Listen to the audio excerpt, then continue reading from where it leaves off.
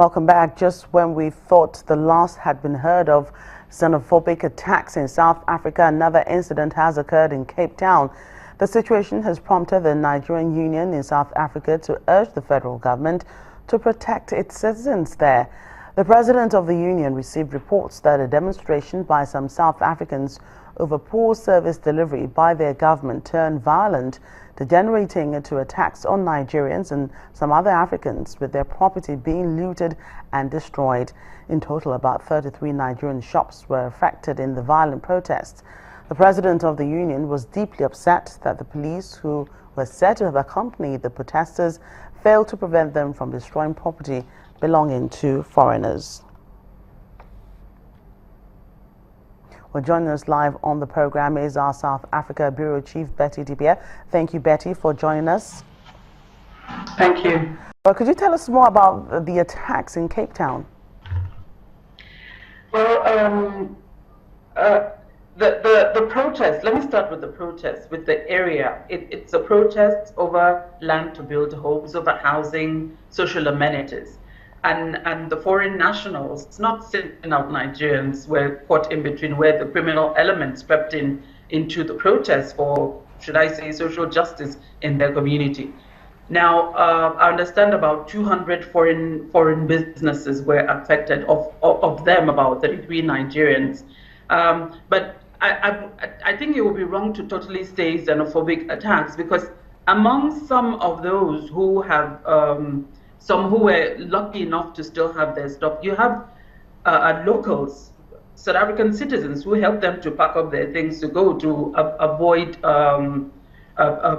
probably being victims as well of the protest or the criminal elements on the sidelines of this protest, basically. But things, I understand, have calmed down.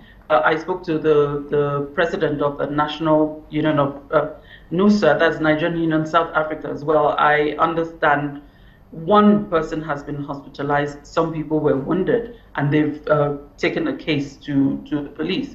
But things in that community, it's a small township, but it has kind of overgrown, is overcrowded at the moment with a lot of informal aspects of that community. So there's a strain on the social services in that area, and people are aggrieved. They want more land. They tried a land grab, which didn't work, and that sparked the protest. So it's calmed down. I understand students went to school in that community today, so people are watching. But the foreign nationals are sort of taking precautions, taking their stuff away from the area for now.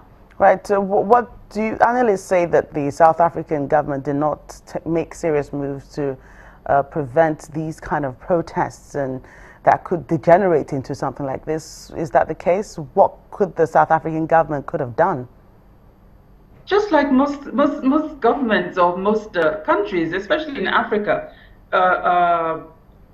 social services, governance, good governance is an issue. And don't forget, this is local government election year in South Africa. So you have people protesting for so many things they want to see done in the community. And there's a political aspect. Campaigns have started. The mayor of Cape Town, Patricia de Lille, was accusing the EFF. The EFF was part of this march, which is the Economic Freedom Fighters, an opposition party that walked a march alongside these people. But the mayor of Cape Town, Patricia de Lille, accused the EFF of inciting violence.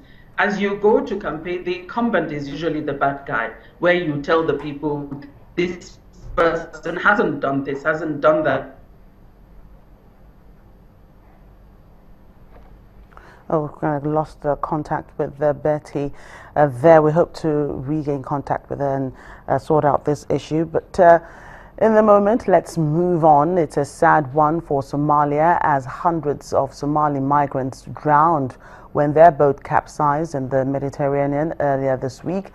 Somali President Hassan Sheikh Mahmoud is quoted as saying that if all the reports are true, then this actually could be the worst tragedy to hit Somalia since the current migrant crisis began. We request for the governments in the region and others who have capacity to investigate the crimes that has been committed against luring these young people to unsafe journey in the high seas. The pain, misery, and misfortune of all illegal migration and its painful physical and mental cost for all concerned will only end when we have peace, stability, and real inclusive economic development in the source countries. Well, coming up in a moment, the United States turns a blind eye to the rifts which Egypt is currently facing as the U.S. Secretary of State pays a visit to President al-Sisi. That's in a moment.